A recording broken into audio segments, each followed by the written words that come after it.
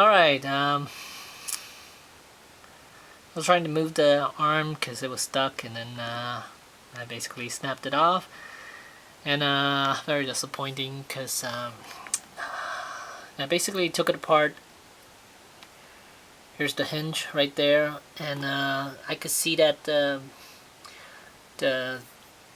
tube itself, the peg itself, when they I guess when they're producing this piece of plastic, there are air bubbles inside. That's why it made it so brittle, and it totally snapped off when I tried to move the joint. So what I did was I basically took that hinge here out of the peg itself. Now, in order for you to do that, and if you guys are attempting to fix this yourself, because I know for a fact that I'm not the only one that has broken arms before. I mean, for any NECA figures. So if you are trying to attempt to fix this, what you want to do is heat up the arm so it's nice and soft, and get a plier. Preferably something a little smaller than this, and since I don't have anything smaller, that's what I used. And so what you want to do, if you look in the axle here, I guess it's made out of two pieces. One side, the top side, it's made out of a thinner peg, and then on the lower half it's actually a tube, so it actually connects together. And for you to take this out, most likely you're gonna have to break it. You're gonna have to break one side of it. And so what I did was I basically yanked it out by force. I heat this thing up, yanked it out by force. You can see now it's a little wheel, and the axle is still pretty much intact. And these are not hard plastic. I mean, they aren't brittle plastic like the hinge here. So if you heat up, it will soften up. So that's what you have to do. But this piece is a hard plastic, so even if you heat it up, it's not gonna soften up.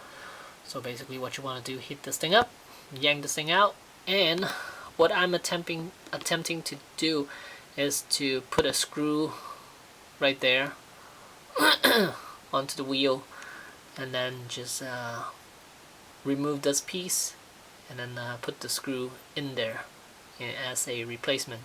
I don't know if that's gonna work, but I'm gonna attempt to do that. Or I could just harvest one of my other predators and use that and just replace a joint. Or I could just replace the arm, which would be a whole lot simpler. But I kind of want to keep the same color scheme, because the arm shows it's kind of a gray color. So I kind of want to keep that color.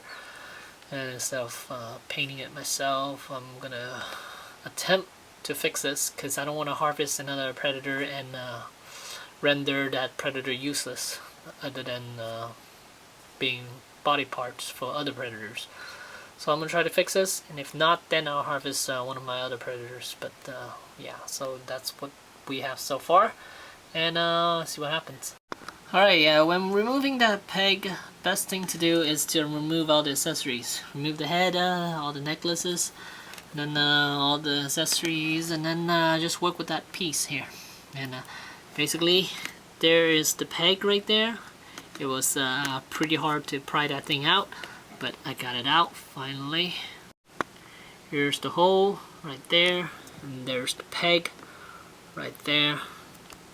And so I'm gonna attempt to fix this with a screw, and hopefully I won't break this joint here. Now go to your hardware store, find something small, or if you have something laying around, a screw that's find something that's similar in size with the peg. And like all screws, there's a flat head on the top, in which you could use as as a stopper so the peg won't come out. So as you can see, this screw, it's a bit too long, so I'm gonna try to snap this in half, and then make sure you do a pre-drill hole for this peg, otherwise you will break it. So I'm gonna attempt to do that and show you what happens. Alright, here's the original screw, and here's one that I cut, and basically use one of these pliers. These are basically wire cutting pliers, and just snap that part in half, a third of it, and then let's do a little drill on this thing. Alright, here's a little pilot hole I created. So after you've done that, then you want to screw this in there, and slowly but surely you'll be able to screw this in there. Alright, the pilot hole thing didn't really work out, so what I did was I took the drill and drilled it all the way through, and stuck the screw in there. And so now, instead of a plastic peg, it has a metal peg on a round hole here, a wheel.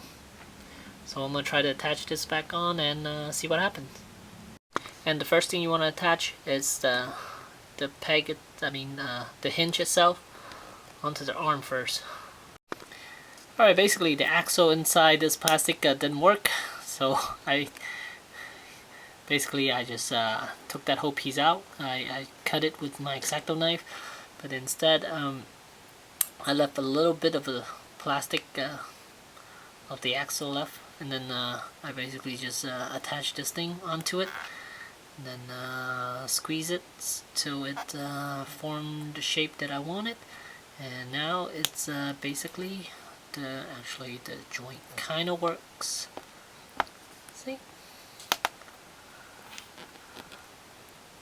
Alright, now it's just basically a matter of putting the screw up this hole, and we'll be done. Alright, as you can see, now the joint actually works now. And it can swivel and everything. And now that wire on the back, it's just a matter of gluing it back on. And there you go, see? Working again. Took a long time, but it's worth it, I guess. Alright, I want to illustrate a little something about the joint itself. So basically, this is the joint itself. It's a wheel with a peg attached to it, and what mine did was that there's a little bubble inside this peg, and then as the paint seeps through these area, it locks the joint, and since there's a little hole here in this peg, the integrity of this peg has gone down. So basically when you try to move this joint, and with the paint sticking to it, this whole thing snaps off. So what I did was basically I replaced the peg with a screw, and I screwed it all the way in here, and leaving this area empty, because for it to move, it'll still need to rotate within the section. Because if your screw go all the way in, then it'll basically screw into the cylinder itself and stop the joint from moving. Here's an illustration of the arm piece, and there's the little cylinder inside the arm, so basically this cylinder would be in here, and here's a side view of it. So basically the cylinder itself is made out of two pieces, and there's the male piece, and then there's a female piece. So this is pretty much impossible to remove without destroying it. So I guess in a way I don't really recommend people doing what I did, because because what I did was I basically chopped this whole cylinder off. Well, you can do it, you will have to chop this whole section off. That's what I did. And then I heat up the joint, and then use my fingers to squeeze these two sections, tighten up the plastic itself.